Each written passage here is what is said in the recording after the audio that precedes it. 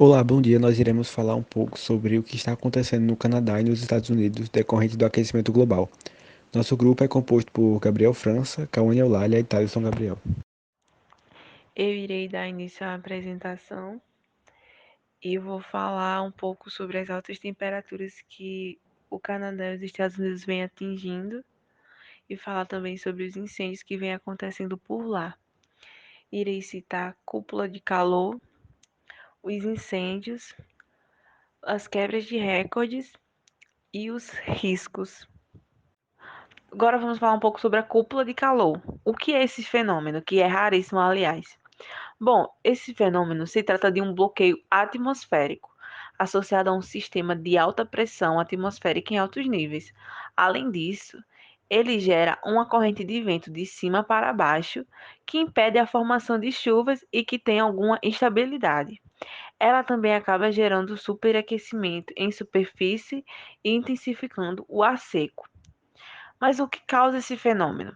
Os meteorologistas dizem que por trás dessa onda de calor está um potente anticiclone de bloqueio, que seria a tal cúpula de calor, sobre a costa norte-americana do Pacífico, o que impede a chegada do ar frio. Também a influência do fenômeno climático Laninha, que afeta as correntes atmosféricas e torna mais provável a aparição dessas ondas de calor na América do Norte.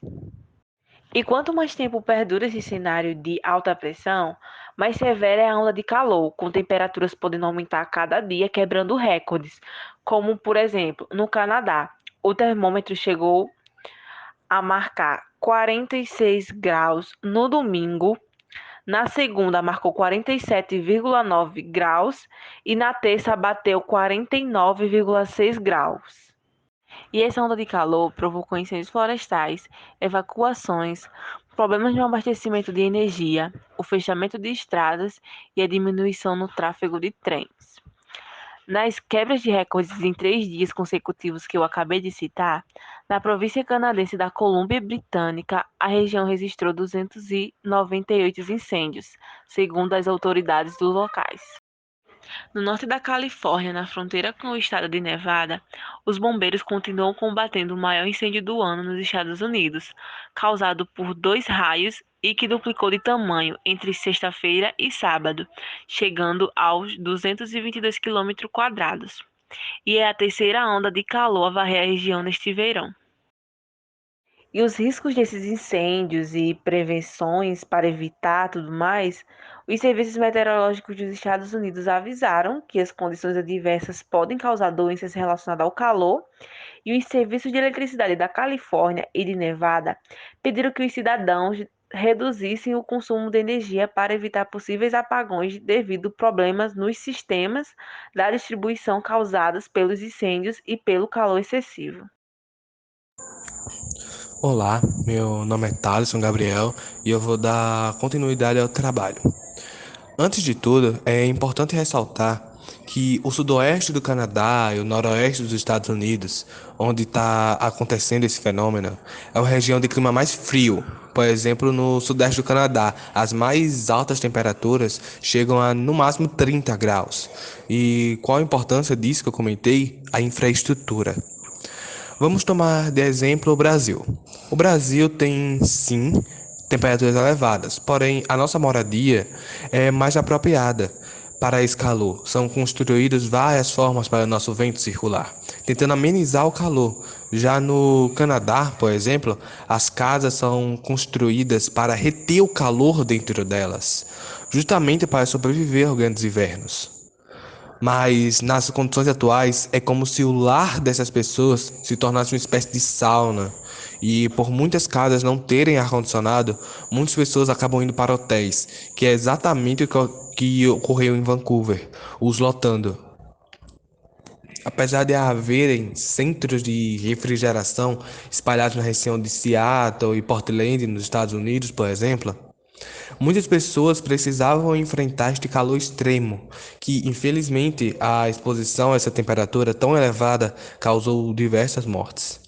De acordo com a agência Reuters, foram no mínimo 594 mortes que tiveram relação com esse aumento drástico da temperatura.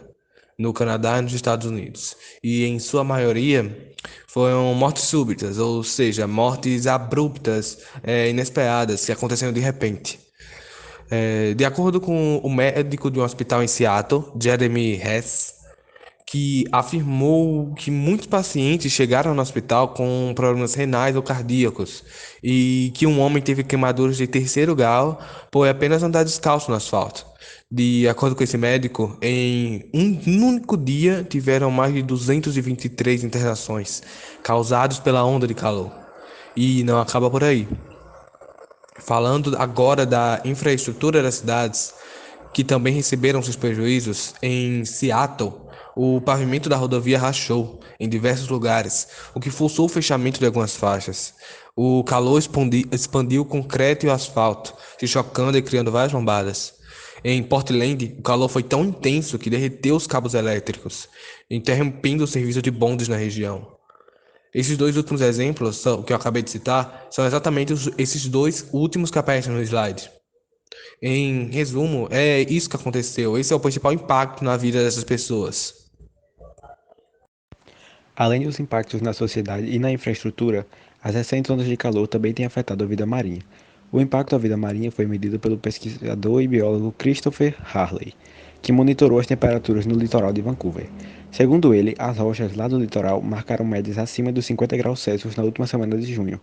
Ele e outros pesquisadores da Universidade de British Columbia estimam que cerca de 1 bilhão de animais marinhos, entre mexilhões, mariscos e outros moluscos, morreram por causa da onda de calor que está atingindo a região oeste do país. O calor foi tão intenso que os especialistas acreditam que os moluscos foram literalmente cozidos vivos. E agora, depois que morreram, eles ficaram lá apodrecendo e exalando mau cheiro pela praia. Esses cientistas dizem que esse tipo de desastre ecológico tende a se tornar cada vez mais comum com o avanço do aquecimento global.